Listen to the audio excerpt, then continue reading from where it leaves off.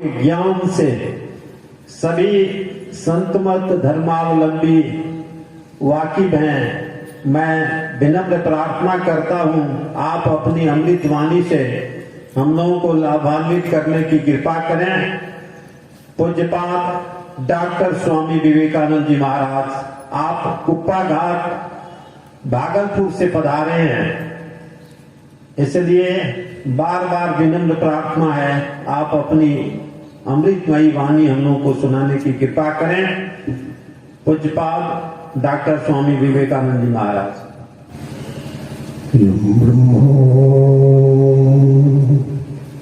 वरुणेन्द्ररुद्रमरुतः स्तुवन्ति दिव्यस्तवैर् वेदैशाङ्गपदक्रमोपनिषदैर्गायन्ति यं सामगा ध्यानावस्थितगतेन मनसा पश्यन्ति यं योगिनो यस्यान्तं न विदुः सुरासुरगणा देवाय तस्मै नमः। ध्यानमूलं गुरुमूर्ति, पूजामूलं गुरुपदं, मंत्रमूलं गुरुर्वाक्यं, मोक्षमूलं गुरुकृपा।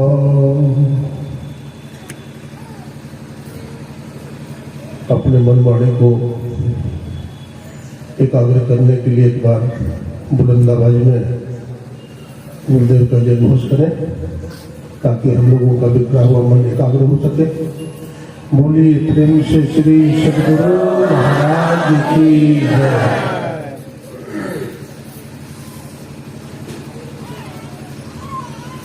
आवागमन के चक्र को मिटाने वाले, त्रैतापों को जलाने वाले तथा जीवात्मा को परमात्मा से मिलाने वाले, सृष्टि के कण कण में विराजमान, आदि मध्य और अंत से रहित ब्रह्मलीन परमाराध्य 20वीं सदी के जयचंडीमान प्रचंड मार्तंड संत सदगुरु महर्षि मही ब्रह्म जी महाराज के त्रैलोक पावन पाद पद्मों में कोटि कोटि दंडवत प्रणाम।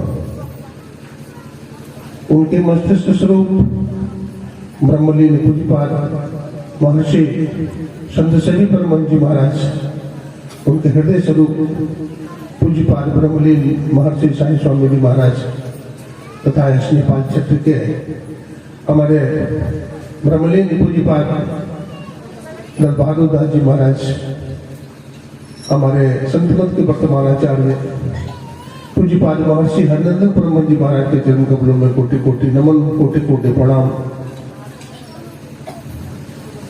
मंच पर विराजमान हमारे पूज्य ज्ञान ध्यान के निकेतन स्वामी राम बाबा, पूज्य स्वामी बुद्धिनाथ बाबा, पूज्य स्वामी अशोकानंद बाबा, पूज्य स्वामी सुबोधानंद बाबा तथा तीर्थों को भी पावन करने वाले बुद्ध मंगल समाज,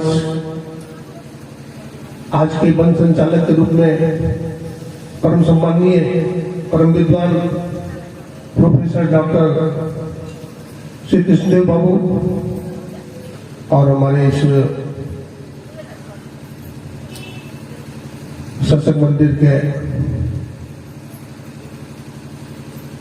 मंत्री महानंद बाबू, सभी सदस्यगण, श्रेष्ठजन, पूज्यजन, यूट्यूब चैनल के माध्यम से भी सत्संग सुन रहे सत्संग प्रेमियों, बंधुओं, मातृशक्तियों, मैं आप सबको कोटि कोटि नमन करता हूं, कोटि कोटि प्रणाम करता हूं। मैं सागर के तट पर बैठे हुए विश्व के संतों को तथा हिमालय के कंदराओं में छिपे हुए उन ऋषि मुनियों को भी नमन करता हूं। मैं भारत जननी को नमन करता हूं। हमारा भारतवर्ष प्राचीन काल से ऋषि मुनियों, संतों, योगियों, अवधूतों पैगंबरों और अरिहंतों का देश रहा है। भारत का आकाश कभी संतों से रिक्त नहीं हुआ है। हमारे देश के संतों ने अपने सभ्यता और संस्कृति को बचाने के लिए अपने प्राण की भी आहुति दी। महर्षि दधीची ने इंद्र के लाख कपट करने के बाद भी अपना अस्थि दान कर दिया था। राजा शिवी ने अपना नृत्य दान कर दिया था। राजा दिलीप ने एक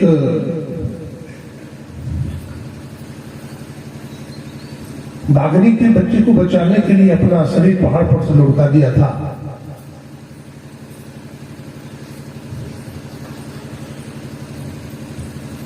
रघु ने कौत्स को 16,000 असर पर देकर दानशीलता की लिस्टों में अपना नाम लिखाया था।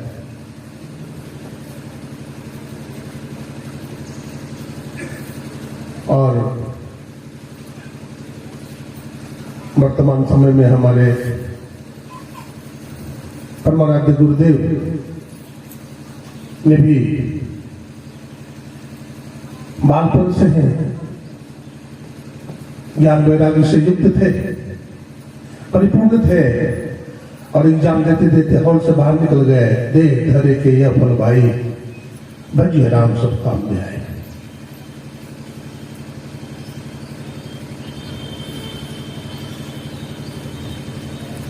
और अपने जीवन में संत मत को खड़ा कर दिया।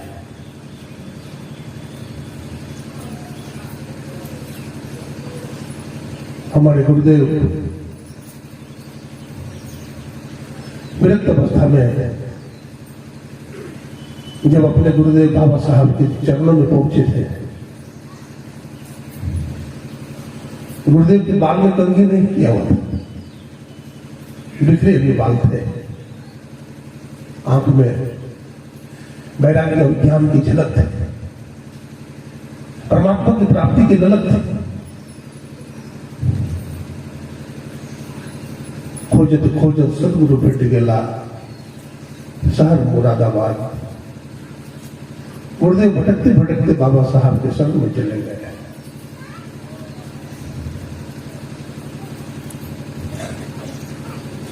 जब बाबा साहब को नंदन बाबा ने बताया कि पूर्णिया जिला से एक महात्मा आया है जो अपना नाम नहीं बताता है, बाबा साहब का तो मुझे फुर्सत नहीं है, मैं किसी मेरी से नहीं मिलूंगा, अगर आया है तो कहो बरामदा में बैठे। सज्जनों, गुरुदेव एक दिन बीता, बैठे हैं, दूसरा दिन बीता, गुरुदेव बैठे हैं। बाबा साहब पूछते हैं, देखो बैठा है कि गया? बोला सरकार रोड पे बैठा है। तीसरे दिन बाबा साहब कहते हैं, अरे पता नहीं मेरे को क्या हो गया, हमारे रोज से मैं ही निकल रहा है, आज मैं मेहू का दर्शन करूंगा, आज मैं मेही का दर्शन करूंगा। बाबा साहब अपने कमरे खोल करके बाहर निकल गए।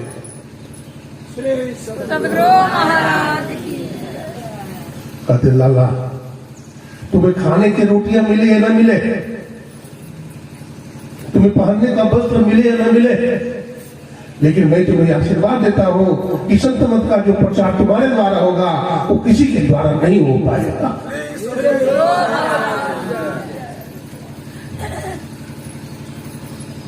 जीव उद्धार का द्वार पुकार कहा, लट भीतर ही सब संतों ने संस्कृति संताप से काप रहे, भगभौर भ्रमत जी भाप रहे, तीन ढाढ़स दिशम जाय कहे, गुरु नाम समस्त संतों ने जीव उद्धार का द्वार पुकार कहा, लट भीतर ही सब संतों।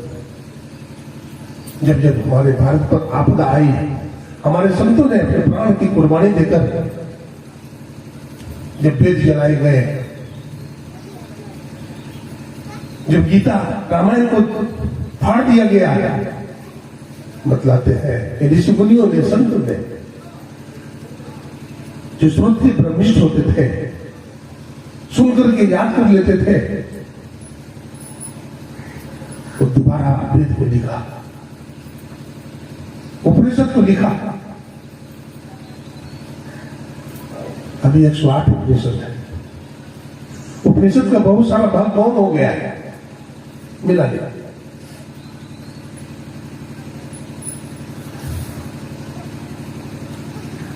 तो स्वामी जी कहते हैं, संत भगवंत अंतर निरंतर किमपि विमल का दास बन से। संत भगवंत में कोई अंतर नहीं होता।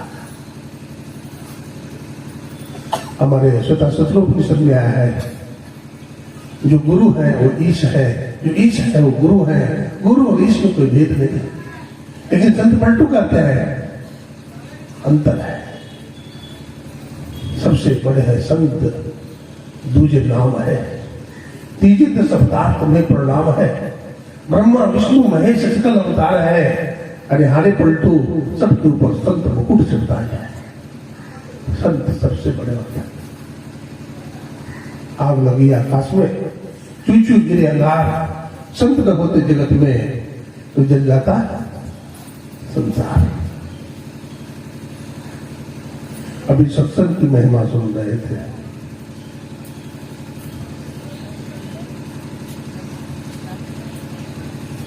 वेद मंत्र से सुन रहे थे। हमारे गुरुदेव की लिखी हुई एक पुस्तक है, वेद दर्शन योग, जिसमें हमारे गुरुदेव ने चारों वेद में से कुछ मंत्र छाटे हैं। जो महत्वपूर्ण मंत्र था उसको लिपिबद्ध किया। सत्संग युग में भी वही बात है। सत्संग युग के प्रथम भाग में गुरुदेव ने वेद के मंत्र लिखे।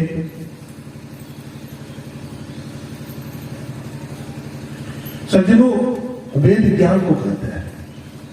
वेद ज्ञान धातु से वेद बनता है और वेद 4 होते हैं, ऋग्वेद, सामवेद, यजुर्वेद और अथर्ववेद। ऋग्वेद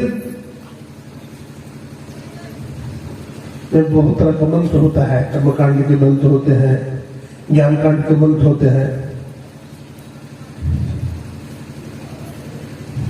बहुत सारे मंत्र होते हैं। अभी आप लोगों ने सुना ओम ईजे। इस मंत्र के माध्यम से आप लोगों ने सुना कि जो मानव दान, देव पूजन और सत्संग से अपने को शांत करता है, अपने मन और इंद्रियों को काबू में करता है, उसे कभी अन्नों का अभाव नहीं होता है। उसके जीवन में अहंकार, दर्प नहीं होता और मोह भी नहीं होता है।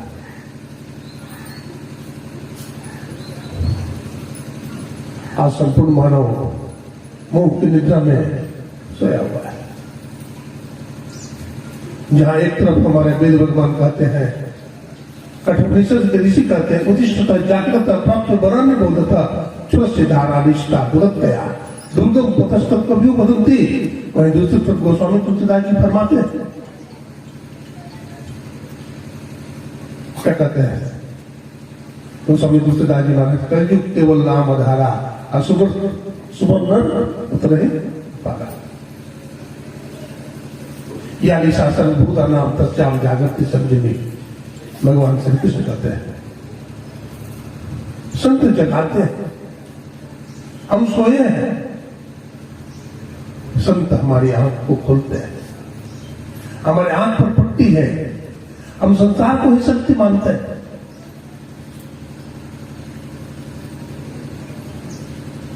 हम समझते हैं कि धन कमा लेंगे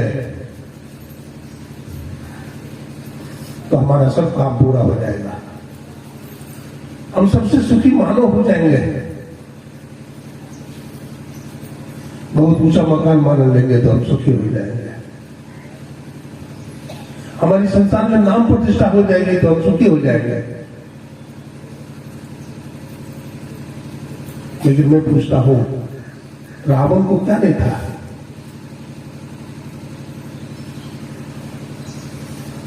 कंस को क्या नहीं था, हिरण्यकशिपु को क्या नहीं था,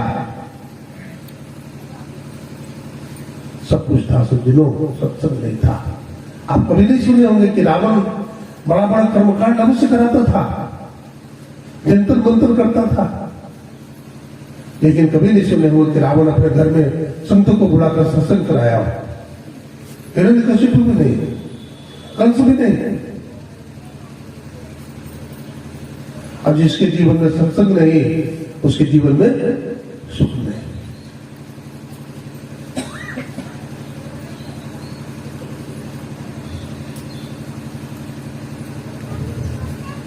हम अपने जीवन में सत्संग करें। जगत गुरु शंकराचार्य महाराज कहते हैं, सत्संगत्वे निसंगत्व, निसंगत्वे निर्मोहत्व, निर्मोहत्वे निश्चलितत्व, निश्चलितत्वे जीवन मुक्ति। हम सत्संग करेंगे तो सत्संग करने से क्या होगा? रमेश ने लिखा है, some words becomes in habits. मनुष्य की कुछ आवश्यक आदत बन जाती है। आप अपने जीवन में कुछ सत्कर्म कीजिए, ध्यान कीजिए, पुण्य पाठ कीजिए, गीता का पाठ कीजिए या संतवाणी का पाठ कीजिए, आपको बहुत लाभ होगा। आप कुछ दिन बैठ करके सुबह में ध्यान कीजिए, आपका अशांत मन शांत हो जाएगा और आप जो चाहते हैं सब हो जाएगा। लाख परिश्रम करने के बाद भी जो काम बनने वाला नहीं था, वो ध्यान करने से, सत्संग करने से बन गया था। बनता है, विश्वास होना चाहिए।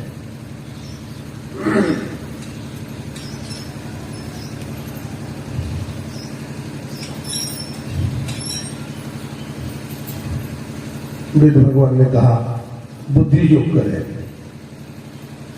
बुद्धि योग करे मतलब सत्संग करे। तो भगवान ने, वेद भगवान ने बुद्धि योग क्यों कहा? हमारी बुद्धि बिगड़ गई,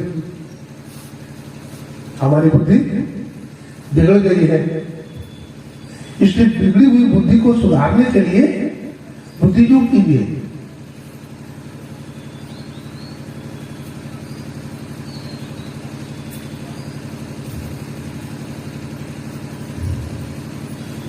एक माता जी गई सत्संग में, सत्संग सुनने के लिए। तो एक महात्मा जी सत्संग सुना रहे थे। वो बोल रहे थे,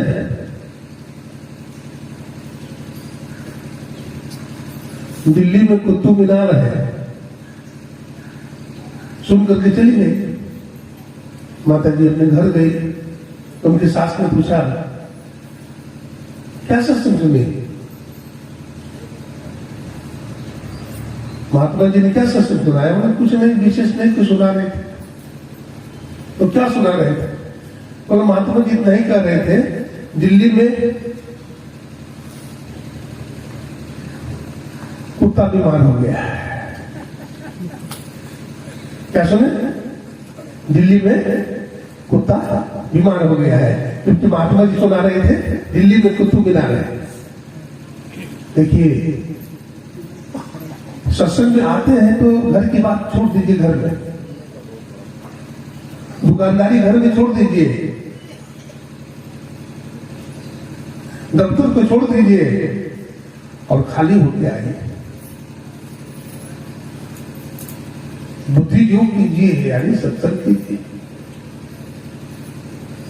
मानस योग कीजिए मतलब अभी हमारे पूर्व वक्तागण, हमारे पूज्य स्वामी बुद्धिनाथ बाबा, जो हमारे पूज्यपाद ब्रह्मलीन दल बहादुर बाबा की लंबे समय तक सेवा भी की, इनके मुखाग्नि से सुन रहे थे बुद्धि योग की बात। मानस योग करें, मानस योग करें और मानस ध्यान करें। जब किसे कहते हैं? जब कहते हैं आह्वान, बुलाने को क्या कहते हैं? जब हम पुकारते हैं, अपने इष्ट को पुकारते हैं और हमारी पुकार से होकर के इष्ट प्रकट होते हैं, दर्शन देते हैं। गुरु गुरु मैं करूं पुकारा, सदगुरु साहब सुनो हमारा। आप एसडीओ साहब को बुलाएंगे कि चलिए हमारे यहाँ सत्संग है, एसडीओ साहब बोलेंगे मैं बहुत व्यस्त हूं, नहीं आऊंगा। सीएम साहब को कहिएगा तो और व्यस्त है, पीएम साहब को कहिएगा, राष्ट्रपति को कहिएगा, फुर्सत नहीं है। लेकिन वो भी आते हैं कब? जब हम आदर के साथ बुलाएंगे, भाव के साथ बुलाएंगे, बहुत प्रेम से बुलाएंगे, बहुत भाव से बुलाएंगे। भगवान कहते हैं भाव का भूखा हूं मैं, बस भाव ही एक सार है, और भाव से मुझको भजे तो भाव से बड़ा पार। भाव से बुलाएंगे तो जरूर आएंगे। दुर्योधन की मेवा त्यागी, साग विदुर खाए, और भूल गए वो ठकुराई। भगवान अपने ठकुराई भूल गए और अर्जुन का रथ हाथ रहे।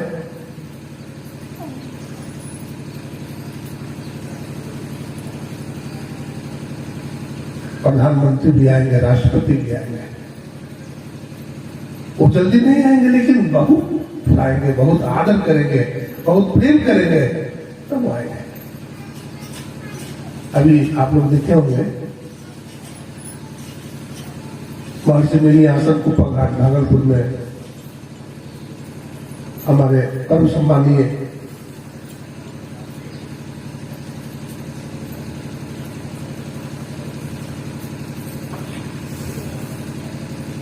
श्री मोहन भागवत जी है ना पधारे थे।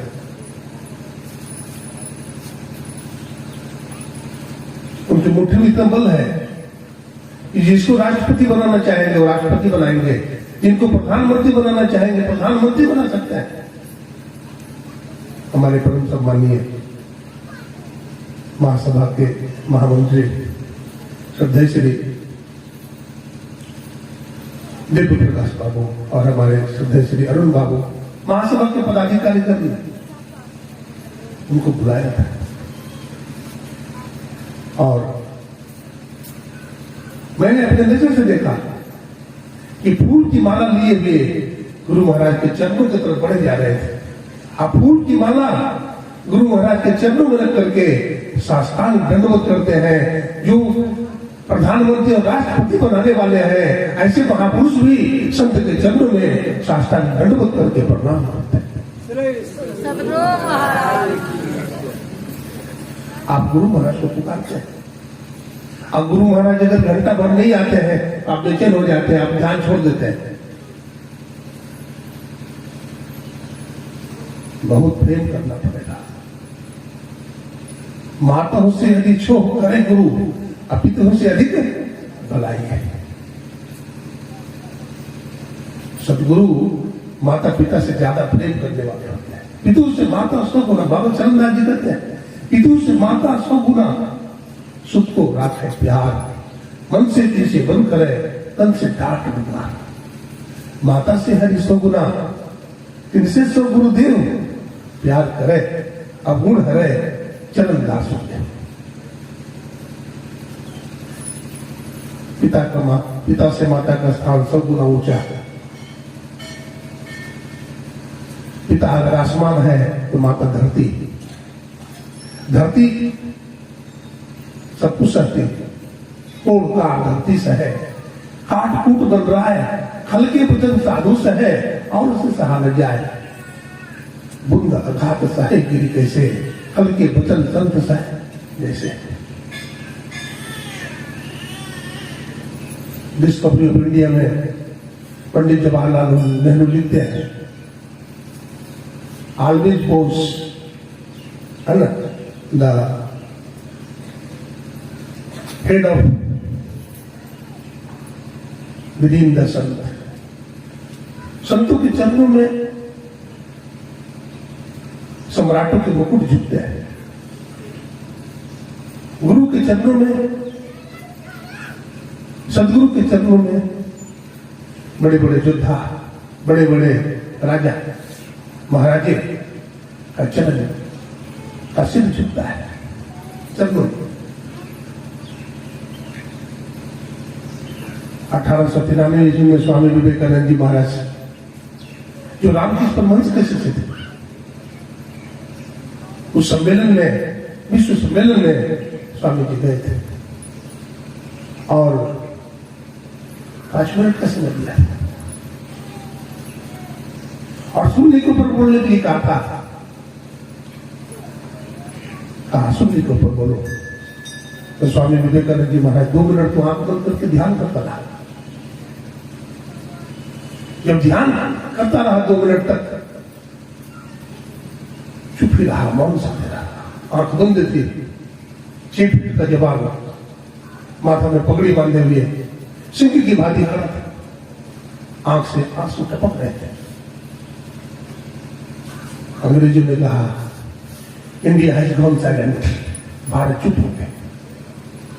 उसमें भारत है। भगवान श्री कृष्ण ने अर्जुन को भारत कहा है, उसमें विवेकानंद नहीं था, उसमें भारत था, भारत की हस्ती था। और विवेकानंद जी महाराज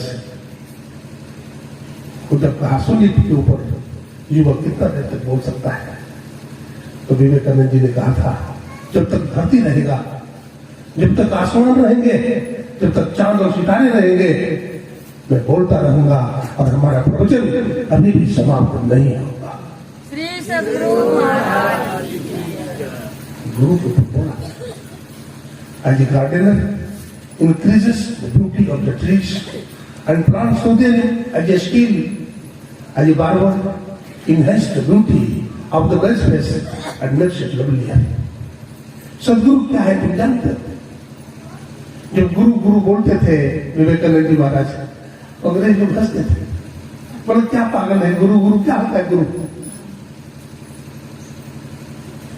तो विवेकानंद जी ने कहा, जैसे माली बागीचे के झाड़ जंगल को काट करके फुटबॉल बना देता है, सुंदर बना देता है,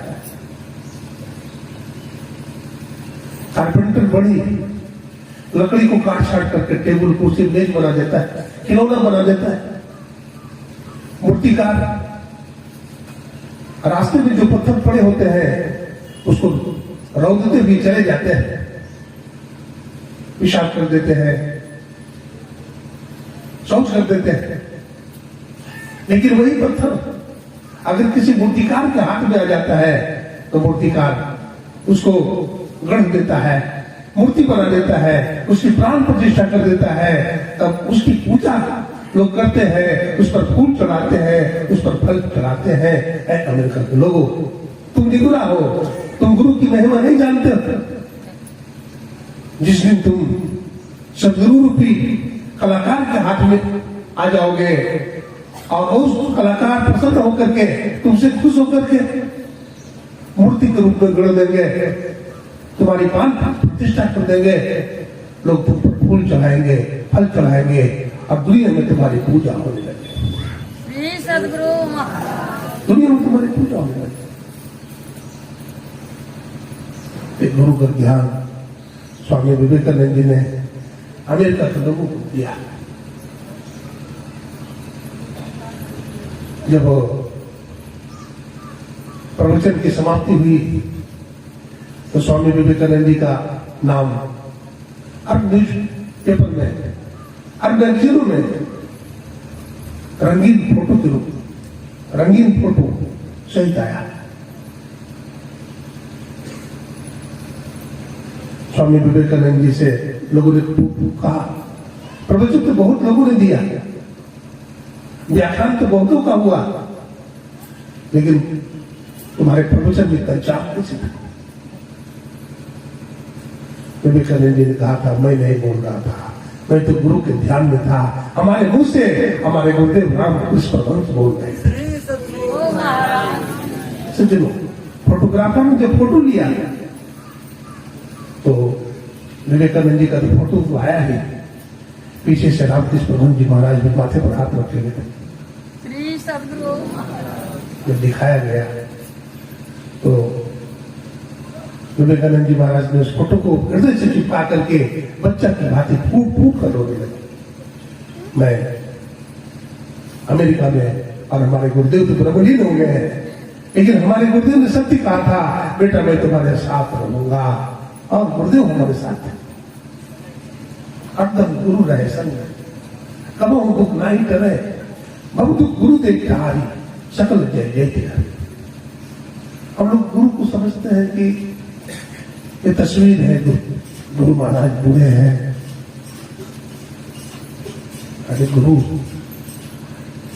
ज्ञान स्वरूप, उनकी ज्योति अनूप, उनके नासे तंकूप जो गुरु खोले दिल द्वार, वो ब्रह्मांड में प्रसार लगे ज्योति अपार बजू सागर।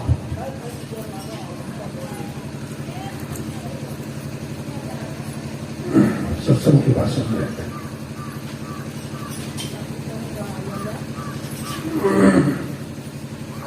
बिना सत्संग का ज्ञान नहीं होता है। बिनु सत्संग विवेक, बिनु सत्संग विवेक न होई, राम कृपा बिनु सुलभ न सोई। मज्जन फल दे किए तत्काला, काक होई पिको बकऊ मराला।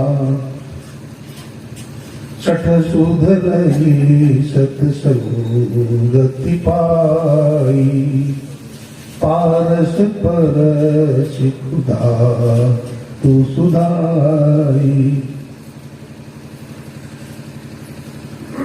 सत्संग से बड़ा लाभ होता है। कैलाश पर्वत पर विराजमान है भगवान शिव, माता पार्वती उनकी सेवा में लगी। भगवान शिव कहते हैं पार्वती, व्यक्ति के एक मुख करोड़ हो जाए, यानी एक मुख की जगह करोड़ मुख हो जाए, और करोड़ों मुख में हजारों जिह्वाएं हो जाए, हजारों जिह्वा पर एक एक सरस्वती विराजमान हो जाए, और वो सरस्वती सत्संग की महिमा का बखान करें तो सत्संग की महिमा का बखान नहीं कर सकते। गिरिजा संत समागम समन लाभ कछुआन, बिनु हरि कृपा न होय सो गावहि वेद पुराण। सत्संग की बड़ी भारी महिमा। 2019 में मैं आया था, हमारे परम सम्मानीय कमेटी के हमारे अध्यक्ष महोदय, हमारे महामंत्री महोदय हमें बुलाया था, और वो सत्संग में आया था। बहुत सारे महापुरुष थे, और आज भी गुरु महाराज की कृपा से मैं इस सत्संग में आया हूं। आप लोग बड़ा उत्तम काम करते हैं। दुर्गा पूजा के बाद सत्संग का आयोजन रखते हैं। बहुत लोग पिकनिक मनाने के जाते हैं, अपने धन को खर्च करते हैं, बाहर में टूर करते हैं, घूमते हैं, दार्जिलिंग जाते हैं, देश विदेश जाते हैं, लेकिन आप लोग सत्संग करते हैं। ये बड़ा उत्तम काम करते हैं। और इस सत्संग में मैं देखता हूं युवक लोग भी हैं, और हमारी छोटी मोटी बच्चियां भी हैं। लोग समझते हैं अपने बेटा के लिए बहुत धन जमा कर देंगे तो हमारा बेटा सुखी हो जाएगा। मैं कहता हूं सुखी नहीं हो पाएगा। अपने बेटे को संस्कार दीजिए, अपने बेटी को संस्कार दीजिए, आपका बेटा बेटी धन कमा देगा, धन कमा देगा। आज घर परिवार टूटता नजर आता है,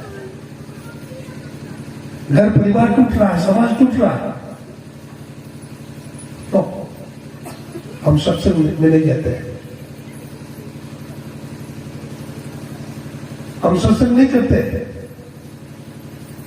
हम अज्ञानी बने। आज हमारा घर टुकड़े टुकड़े में बदल गया है। हम कठोर वाणी बोलते हैं, बज्जन फल देखिए तत्काला। अगर आप अपने घर को स्वर्ग बनाना चाहते हैं, परमात्मा ने मानव का शरीर दिया था इसे परमात्मा को प्राप्त कर लेना, इसे सत्संग करना, लेकिन सत्संग से हम दूर हो गए। आज हम सत्संग नहीं करते, अपने बच्चों को सत्संग में नहीं लाते, कठोर वाणी बोलते हैं। आज बेटा मां की सेवा नहीं करता है,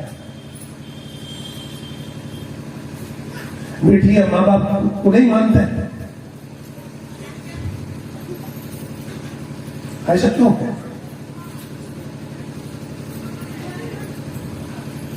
हम उसे संस्कार नहीं देते हैं, हम उसे संस्कार नहीं देते हैं। आज बहू अपने सास अपने ससुर की सेवा नहीं करती, बेटा बेटी माँ बाप को नहीं मानता, रोटी नहीं देता है। ये विषमता क्यों है? ये विषमता इसलिए है कि हम सत्संग नहीं करते, जिसके कारण हमें ज्ञान नहीं होता, जिसके कारण हम दीक्षा भी नहीं ले पाते हैं, हम निगुरा बने हैं।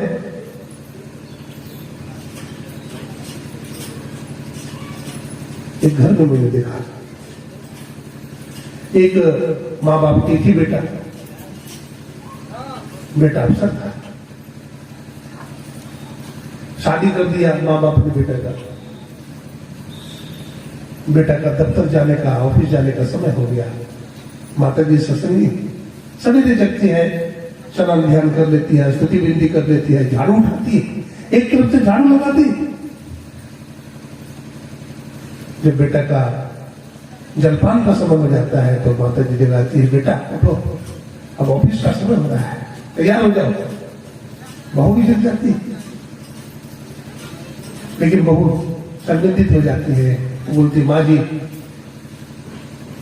पराठा तो मुझे बनाना चाहिए, सब्जी मुझे बनानी चाहिए, दूध मुझे गर्म करना चाहिए, लेकिन आप ही कर रही है।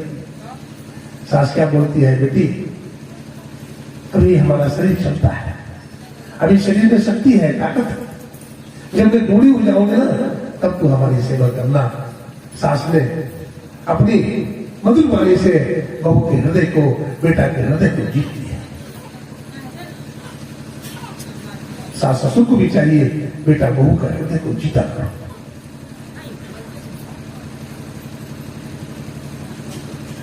तब बहू आपकी सेवा करेगी।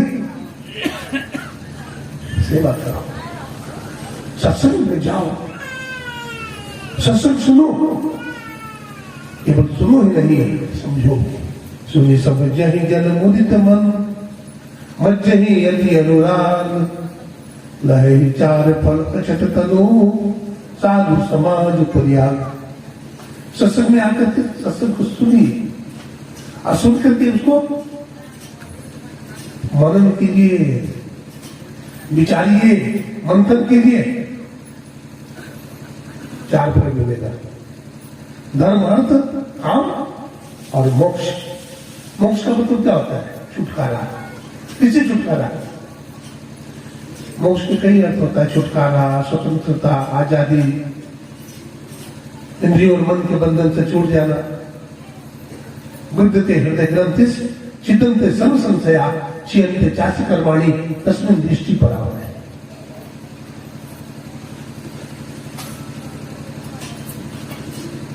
हम सत्संग करें, हम सत्संग करें। देखिए सत्संग की बात को सुना था।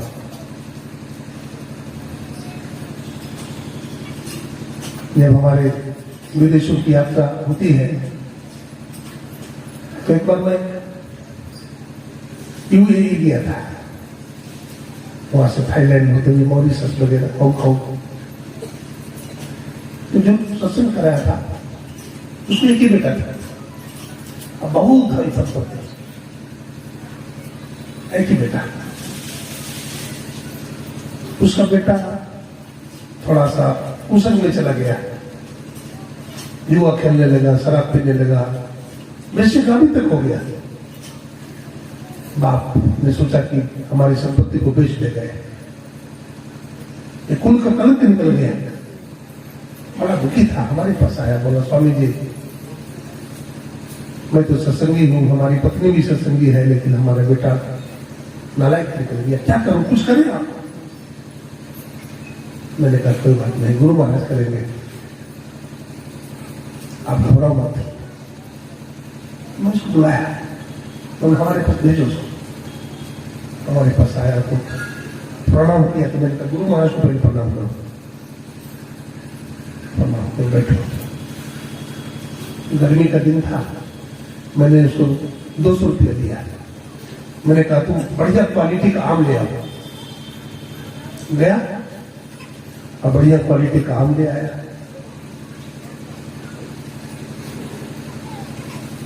बोला स्वामी जी ले आया, मैं टेबल पर रख दो। तो टेबल पर एक पहले से ही आम था, सड़ा हुआ आम था, उसी के बीच में रख दिया।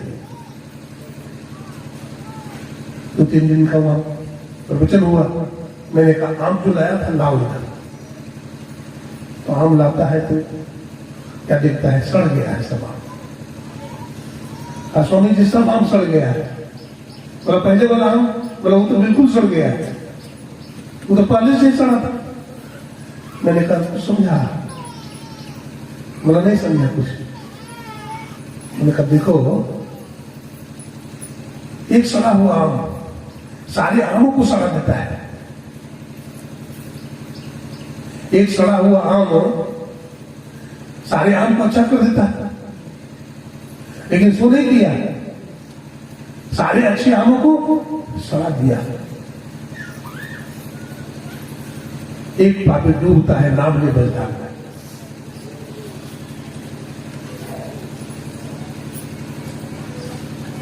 एक सड़ा हुआ हम सबको सड़ा दिया। वो लड़का, एक दिन की बात है, बाप ने देखा कि शराब पी रहा है, 2 थापड़ मारा। तो लड़का गुस्सा में भाग गया। तो बाप भी घबरा गया, सोचा उसको भाग जाएगा कि बेटा है, उसके पीछे पीछे गया, एक बेचारे में चला गया। बैठा हुआ था, बाप पीछे करके वहां गया। बाप को देख लिया बेटा। बेटा क्या करता है, 2 तिनका उठाता है और तिनका उठा करके आंख पर रख लेता है इसे। बाप पढ़ा लिखा था, बाप समझ गया कि हमारा बेटा के नजर में भी शर्म है, अभी बेशर्म नहीं हुआ है, अभी शर्म बचा हुआ है, इसलिए सुधरने की चांस है। बेटा हमसे गलती हो गई, मैंने तुम्हें एक थप्पड़ मार दिया, चलो ना घर। बोला हाँ पिताजी घर चलूंगा, जरूर चलूंगा घर। लेकिन चला गया।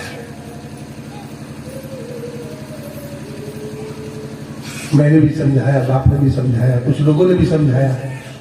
अब शराब पीना छोड़ दिया, शराब पीना छोड़ दिया, बेचारे जाने छोड़ दिया। लेकिन गुस्सा बहुत आता था, बहुत गुस्सा करता था, बाप पर भी गुस्सा करता था। थोड़ा सा तेज बुद्धि का था, कुछ न कुछ बनाते रहता था, ठोक ठाक कुछ मशीन बनाते रहता था। तो एक दिन जून का महीना था, छठ पर कुछ ठोक ठाक कर रहा था, मशीन बना रहा था। तो बाप ने कहा बेटा बहुत धूप है, नीचे में काम कर ले, बीमार हो जाएगा। तो कहा उठे जाओ तो नीचे अपना काम करो, मैं यही रहूंगा। तो हमको आकर कहा कि स्वामी जी देखिए ना, हमको ऐसा बोल रहा है, सुधार तो हो गया, दारू पीना छोड़ दिया है, बेचारे जाना छोड़ दिया है, लेकिन अभी क्रोध बहुत करता है, अभी 50% सुधार हुआ है। उसका बेटा पालना में झूल रहा था, बड़ा सुंदर बच्चा था। मैंने कहा सुनो एक काम करो, इसका बेटा को लेके चले जाओ छत पर, और छत पर धूप में लेटा देना। वो गया छत पर और उसके बेटा को रख दिया फर्श पर। गर्मी चिलचिलाती धूप, और बच्चा रोने लगा, हाथ पर पटकने लगा और जोर जोर से रोने लगा। बाप ने देखा, बोला बुढ़ा तुमको इतना समझ नहीं है, बच्चा मर जाएगा, बुढ़े हो गए, अभी तक ज्ञान नहीं हुआ। बाप ने हंसते हुए कहा बेटा जैसे तुम्हारा बच्चा तुमको प्रिय है, तू भी हमारा बेटा है ना, इसलिए तू भी मुझको प्रिय है। बेटा बाप का चरण पकड़कर रोने लगा, पिताजी अब बात मुझे समझ में आ गई, मैं ऐसा नहीं करूंगा, अब कटु पानी में नहीं बोलूंगा और बच्चा को पूर्ण सुधार हो गया। तो बच्चा सत्संगी बन गया। दोबारा गया तो लड़का सत्संगी बन गया। अच्छा संग कीजिए, बिनु सत्संग विवेक न हुई और राम कृपा बिनु सुलभ न सोई। प्राप्त स्वर्ग अपवर्ग सुख धरिय तुला एक अंग, तुलनता ही सकल मिली जो सुख लभ सत्संग। स्वर्ग के सुख एक पढ़ना पड़ा और सत्संग के सुख को एक पढ़ना पड़ता है, तो सत्संग का पढ़ना भारी हो जाता है।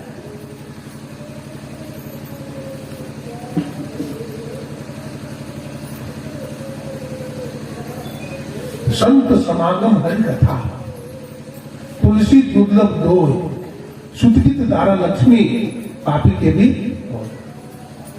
संत का समागम मिलेगा बहुत मुश्किल है, तो बहुत कठिन बात है। सुतगित दारा लक्ष्मी तो पापी के भी होते हैं। संपत्ति वाला तो रावण भी था, कंस के पास में वो संपत्ति थी, हिरण्यकशिपु के पास बहुत संपत्ति था। सत्संग के प्रभाव से कयादु के पुत्र से प्रहलाद का जन्म होता है, माता सुनीति के गर्भ से बालक ध्रुव का जन्म होता है। अष्टावक्र देखिए कौल जैसे कालगांव में रहते थे, तपस्या करते थे।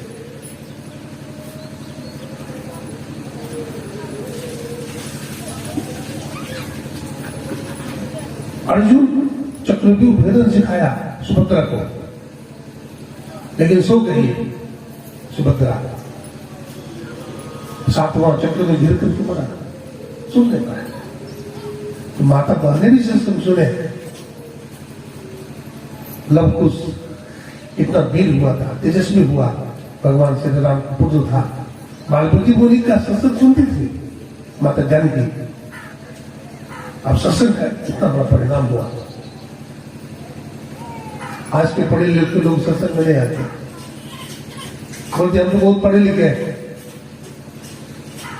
महाराज आप पुरानी बात करते हो, अरे पुरानी बात भी जो अच्छी हो मानना चाहिए।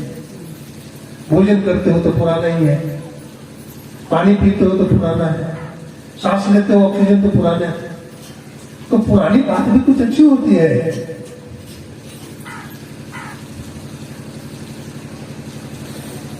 सत्संग कीजिए, सत्संग में आइए।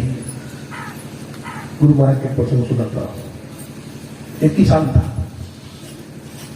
तो गुरु महाराज जी तो सत्संग करते थे।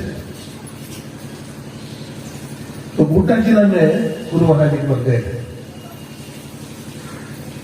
वो सत्संगी हाथ में अगन का महीना था, धान काटने जा रहा था। गुरु महाराज से परिचित था। गुरु महाराज ने कहा वो फलाने चलो सत्संग में,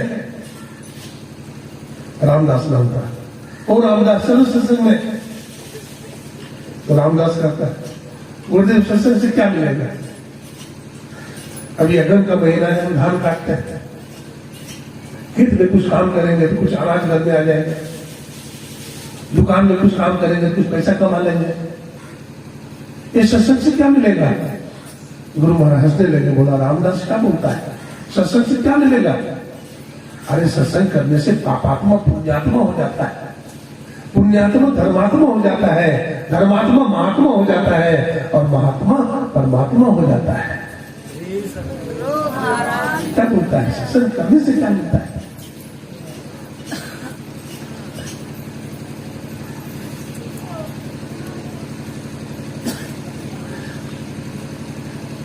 किसान धन कटने में धान काटता था, प्रभावित हुआ, गुरु महाराज से दीक्षा भी ले लिया, और ऐसा दीक्षा लिया कि पूरा परिवार ले लिया।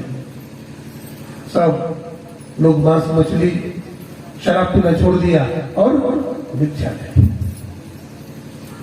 अब देखिए संत का संग का क्या फल होता है। मजदूरी करता था पहले, बहुत गरीबी थी घर में, लेकिन जब से भिक्षा लेकर के भोजन करने लगा तब से पैसा बचने लगा, बीमारियां भी कम होने लगी। मांस मछली खाने वाला आदमी को ज्यादा बीमारी, शराब पीने वाला को ज्यादा बीमारी।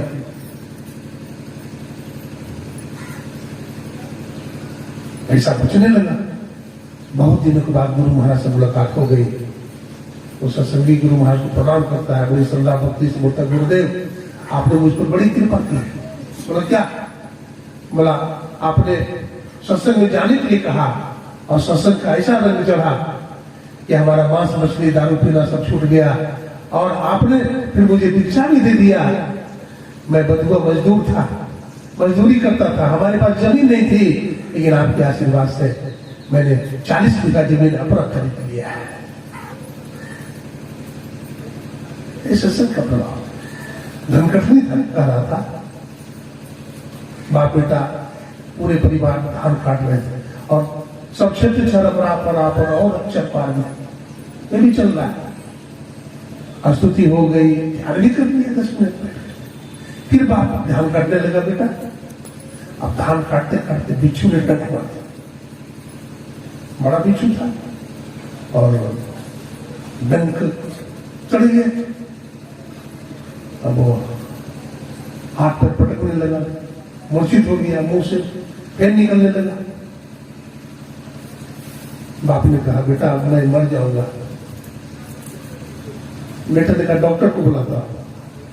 बाप ने कहा देखो बगल में कुप्पा घाट है, डॉक्टर हमको ठीक नहीं कर सकेगा, गुरु महाराज जो हमको दवा देंगे उसी सब ठीक हो जाएगा, तुम चले जाओ गुरु महाराज के पास। वो लड़का चला गया कुप्पा घाट आश्रम में चला गया। बाबा लोग बैठे थे, क्या हुआ? हमारे पिताजी को बिच्छू काट लिया है, डंक मार दिया है, गुरुदेव कुछ दवा दे दीजिए। तो गुरु महाराज ने कहा दवा दे दीजिए, दवा दीजिए। दवा तो मुझे दे दिया बेटा, तू खाता नहीं तो मैं क्या करूं? तो गुरुदेव क्या दवा दिया है? बोला देखो जब इच्छा किया था तो मानस जब नहीं बताया था, मानस ध्यान नहीं बताया था, उसको कहो मानस जब करे और मानस ध्यान करेगा वो ठीक हो जाएगा। चला गया, बाप को इंतजार में था, लाया बेटा दवा। बोला पिताजी गुरु महाराज बोले कि दवा तो दे दिए हैं। बोला क्या दवा दी है? बोला मानस जब नहीं बताए थे। बोला हाँ बताए थे। मानस ध्यान करने के लिए नहीं बताए? हाँ बताए थे। आप मानस जप कीजिए, मानस ध्यान कीजिए। अब वो मानस जप करने लगा, मानस ध्यान करने लगा। 10 मिनट ही हुआ तो उसका विष उतर गया और धान काट निकल गया। वो स्वामी जी लिखते हैं अभी मूल में चूर्ण चारू सबल सकल भौरुष परिवारों।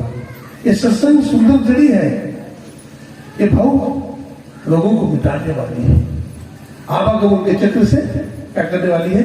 मिटाने वाली है। अभी सुन रहे थे गुरु परमाराधि के बारे में,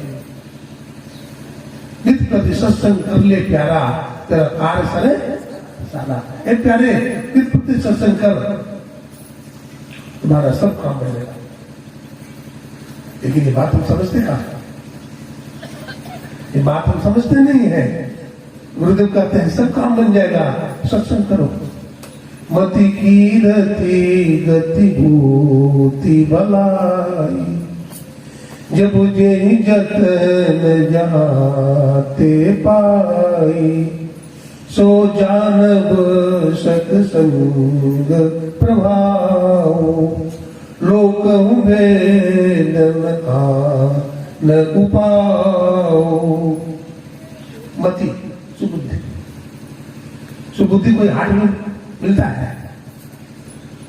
सुबुद्धि जब भी मिलेगा तो सत्संग में। आप चाहते हैं कि हमारी कृति फैले, यश फैल जाए दुनिया में, आप सत्संग कीजिए। कोई भी व्यक्ति अपना दुर्गति चाहता है, सब व्यक्ति अपना सदगति चाहता है।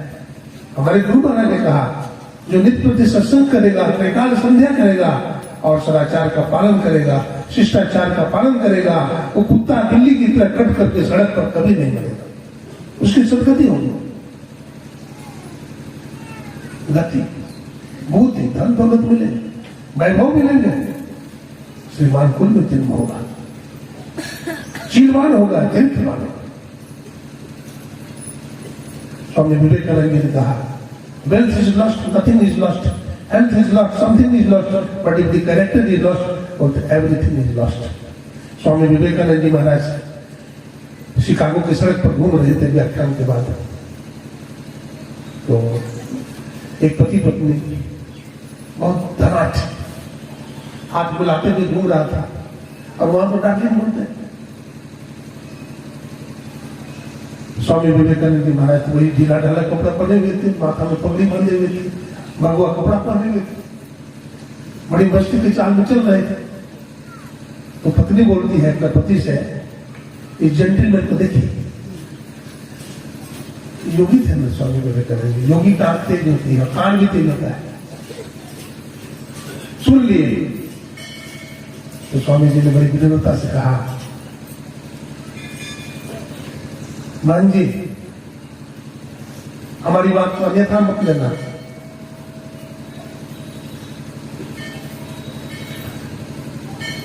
हमारे ढीले ढाले कपड़े को देख करके आप अन्यथा मत लेना। तुम्हारे देश में जो फुल पैंट पहनते हैं, शर्ट पहनते हैं, टाई लगाते हैं, कैप पहनते हैं, उसको जेंटलमैन बोलते हैं। और हमारे देश में जेंटलमैन फुल पैंट शर्ट पहनने से नहीं होता है, आचरण से होता है, ज्ञान से होता है जेंटलमैन। तुम्हारे देश में टेलर, दर्जी व्यक्ति को जेंटलमैन बनाता है, लेकिन हमारे देश में संत व्यक्ति को जेंटलमैन बनाता है। स्वामी विवेकानंद जी महाराज जब वहां व्याख्यान दिए तो आप देखे होंगे कि फुल पैंट में बने हुए हैं और पूरा फुल बाह वाला शर्ट भी पहने हुए है। स्वामी विवेकानंद जी कोट को उतार करके कंधा में टांग लिए, पगड़ी बांधे हुए है, अमेरिकी जूता बांधे हुए है। वहां के लोगों ने कहा स्वामी जी स्वदेशी वस्त्र पर बड़ा बल देते थे। स्वामी विवेकानंद जी को ऐसा देख करके लोगों ने कहा कि स्वामी जी आप स्वदेशी वस्त्र पर बड़ा बल देते हैं, लेकिन आप अमेरिकी जूती पहने हुए हैं। बोले समझा नहीं तो, अरे अमेरिका धनी के मामले में कितना आगे बढ़ जाए, चरित्र के मामले में बहुत नीचे है, आदर्श के मामले में बहुत पीछे है, नीचे है। अमेरिका भारत के पैरों तले रहेगा और ये भारत का जो पगड़ी है ये सदा माथे पर रहेगा, ये कभी नीचे नहीं उतर सकता है, ये कभी नीचे नहीं उतर सकता। If the character is lost, but everything is lost. Swami ji ने कहा, what after that? When I am gone, my spirit will work with you. The wealth, fame, and enjoyments are only for a few days. These are mortal. So be careful and stand up and find out divinity, self-realization, and deep consciousness. जीवन पर्यंत काम करो, ये शरीर एक दिन छूट जाएगा। धन जवानी पद सदा में रहते हैं। आज बहुत धनवान हो तो कल भी रहोगे, ऐसी बात नहीं है। सोने की लंका बनी बड़ी दूर की धारी में, श्री रावण की साबी छनवाई बुलानी रे, नाम सुमर बाबरे तेरी सदा में दरिया है। तो धन भी सब दिन दे रहेगा, जवानी भी सब दिन दे रहेगा, और सब दिन सीएम पीएम भी नहीं रहोगे, ये कुर्सियां भी छूट जाएंगे। विवेकानंद जी ने कहा, when I am gone, my spirit will work with you. मैं लाया हूं तूफान से किश्ती निकाल के, इस देश को रखना मेरे बच्चों संभाल के। जब कई देशों की यात्रा करके विवेकानंद जी महाराज भारत लौटे तो कहा, when I am gone, my spirit will work with you. मेरे मित्रों, मैं अपना शरीर छोड़ दूंगा। स्वामी रामकृष्ण ने कहा था, जिस दिन नरेंद्र को आत्मा का ज्ञान होगा उस दिन शरीर में नहीं रहेगा। बताते हैं नरेंद्र बाजार में गए थे जिस दिन शरीर छोड़ना था, 3 माला खरीदा। एक माला रामकृष्ण परमहंस जी के गले में डाल दिया, एक माला माता शारदा के गले में डाल दिया, और तीसरा माला अपने गले में डाल दिया। ऐसे महापुरुष थे, बड़े स्वाभिमानी थे स्वामी विवेकानंद जी महाराज। उनके जन्मदिन पर युवा दिवस मनाते हैं। उन्होंने, हम अपने को युवा कैसे कहेंगे? युवा कौन होता है? जिसके लिए देश का कोई गौरव नहीं हो, जो केवल अपना पेट पालता हो, जिसको अपनी संस्कृति का बोध नहीं हो, जो केवल भोगों में डूबा हुआ हो। सुनी रे मैंने निर्बल को बोल रहा, बड़ा सुंदर भजन। सुनी रे मैंने निर्बल को बोल रहा। स्वामी विवेकानंद जी ने देखा झोपड़ियों में ऐसे लोग पड़े हैं जिसको खाने को रोटी नहीं मिलता, पहनने को कपड़े नहीं है, बच्चे दूध के अभाव में मर जाते हैं, और कितने लोग शिवलिंग पर दूध डाल रहे हैं, दूध बर्बाद कर रहे हैं, लेकिन हमारे बच्चे आज भूखे मर रहे हैं। हमारे समाप्ति पर है महात्मा गांधी ने एक पुस्तक लिखा, मेरे सपनों का भारत, और उसमें क्या लिखा? अल्लाह ईश्वर तेरो नाम सबको सन्मति दे भगवान। और रविन्द्रनाथ टैगोर का लिखा हुआ पुस्तक है गीतांजलि, जिसमें लिखा भारत जागो, भारत को जगा। और स्वामी विवेकानंद जी का arise awake and stop not till the goal is reached. उठो, जागो और लक्ष्य तक पहुंचने के पहले मत रुको। हम भी युवक, हम भी युवतियां केवल अपने पेट को ना पाले। वो भगत सिंह राज कहाँ है? वो चंद्रशेखर आजाद कहाँ है? वो वीर कुंवर सिंह राज कहाँ है? वो भगवान बुद्ध और महावीर राज कहाँ है? वो महर्षि अरविंद, वो सुभाष, वो महर्षि रमन, वो महर्षि बेनियास कहाँ है? हम अपने को युवा कहते हैं, हम अपने को युवती कहते हैं। हम युवा नहीं हो सकते जो केवल अपना पेट पालता है, जिसमें कोई चरित्र नहीं है, जिसमें कोई सदाचार नहीं है, वो मानव भी नहीं कहला सकता। हम वास्तव में युवा बने, हम वास्तव में अपने को युवा बने, और अपने देश में आज जो परिवार टूट रहा है, समाज टूट रहा है, आज सत्संग से लोग भाग रहे हैं, इस सत्संग का प्रचार हमारे भारत में हो। धन्य है हमारे देश के महापुरुष विदेशों में जाकर के भी भारत के दर्शन और वेदांत का ज्ञान का प्रचार किया है। समय हो गया है, मैं अभी इस सत्संग में गुरु महाराज के चरणों में नमन करता हुआ आप लोग का हार्दिक अभिनंदन करता हूँ। हमारे माननीय अध्यक्ष महोदय जो बड़े विद्वान है, प्रोफेसर है, और बड़े सुंदर उद्गार में सुना रहे थे। फिर अपराह्न काल के सत्संग में बातें होगी। अभी मैं गुरु महाराज के चरणों में नमन करता हुआ आप लोगों का हार्दिक अभिनंदन करता हुआ अपने मालिक को विराम देता हूँ। बोलिए प्रेम से श्री सद्गुरु महाराज की।